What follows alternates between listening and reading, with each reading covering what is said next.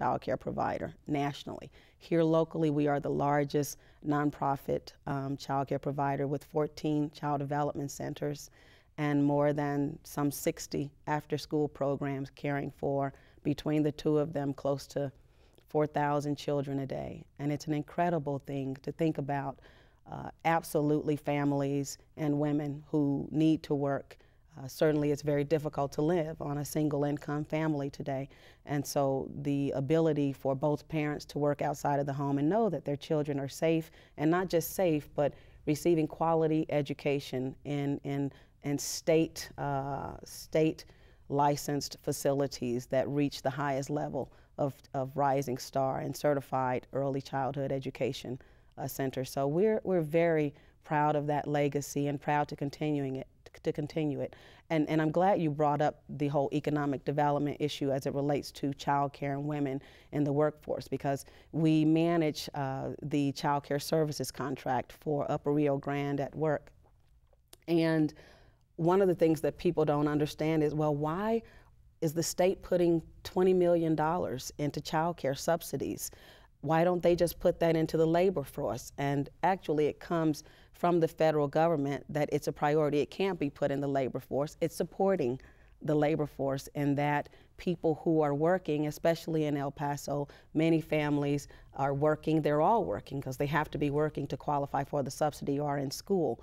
But they work very long hours and they're still underpaid, and they're trying to develop themselves to contribute more to the economic base of the community. And so in applying for that subsidy, which we're fortunate to manage, it helps families to continue their development, their economic growth, again, without worrying about the children.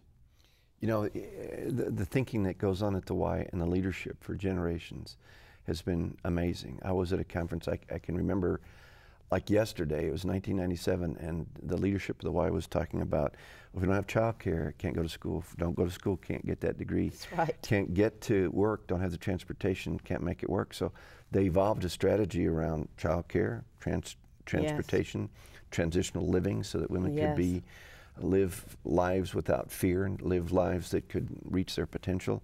And then transportation, so the Y gets into transportation issues to say, we got to make all this work. That's if right. You want to make sure what is now a 2-earner family can actually earn their potential in this great city. So you guys were thinking this way a long time ago. Yes, and the more things change, the more they stay the same. As much as we've done to combat homeless women and children's issues, we still find women in their cars on our branch parking lots and trying to find sufficient housing for those families who, they may be fleeing domestic violence. Many of them have skills, or they're coming from somewhere else and think that El Paso is a place where maybe they can live under the radar and start over again. And so there's a great need. Women and children are the larger percentage of homeless families that are here in our community. They're not the guy who you see holding up the street corner sign, will work for food. They are a class that's under the radar, but yet it's a growing need in our community, and it's something that we're continually trying to address.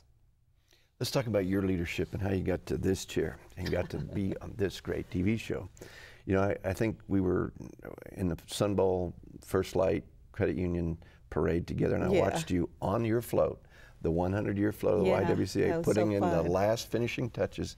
So you are a hands-on leader. I don't think I've ever seen an executive director building the float.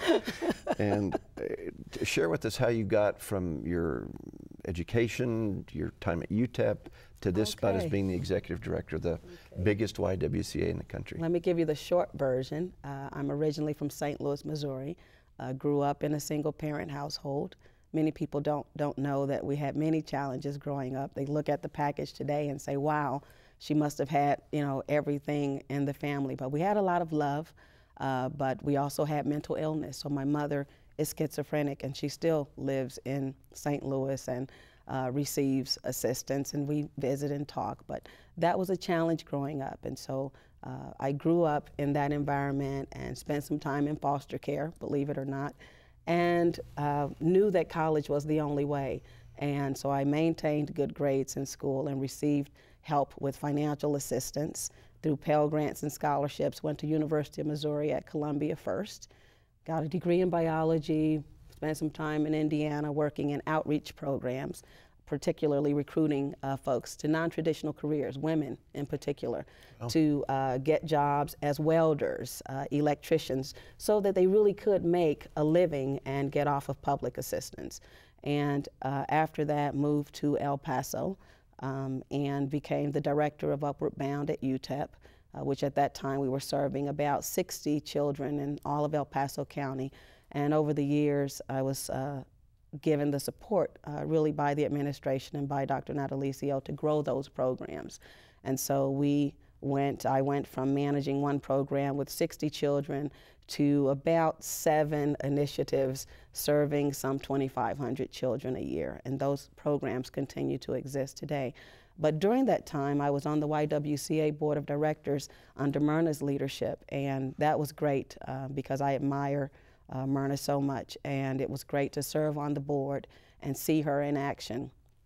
And after being on the board for 7 years, I became president-elect of the board, and Myrna announced her retirement. And